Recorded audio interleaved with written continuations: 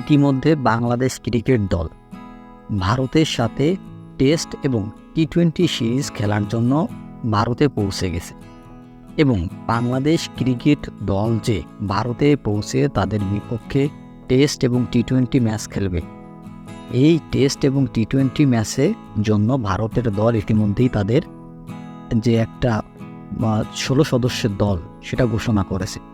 তার ভিতরে আছে বর্তমান সময়ের অন্যতম সেরা ফাস্ট বোলার জাসপ্রীত বুমরাহ, যার বল দেখে বিশ্বের বাঘা বাঘা ব্যাটিংরা ইতিমধ্যেই পরাস্ত হয়েছেন।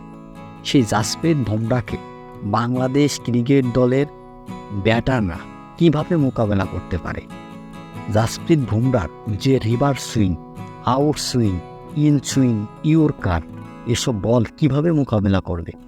ইতিমধ্যে আমরা পাকিস্তান সফরে গিয়ে বাংলাদেশ ক্রিকেট দলের খেলা দেখেছি এবং সেখানে পাকিস্তানকে হোয়াইট ওয়াশ করে দিয়েছে। এখানে তো আর বুমরাহ ছিল না, যেটা এখন পাওয়া যাবে ভারত সফরে। বুমরাহ এমনই একজন বোলার যে কিনা পরপর 6টি বলকে ইয়র্কার দিতে পারে এবং in swing yorker, out swing yorker এগুলো দেবে। বাংলাদেশ ব্যাটাররা এই বলগুলোকে কিভাবে মোকাবেলা করবে। বাংলাদেশ ক্রিকেট দলের এই যে ব্যাটিং লাইন আপ, তাদের এই জাসপ্রীত বুমরাহকে নিয়ে শুধু বসে থাকলে হবে না।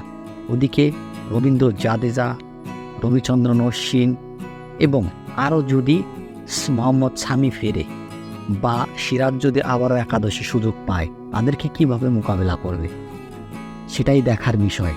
এই ভারত সফরে বাংলাদেশের ব্যাটিংটা কিভাবে মোকাবেলা করে,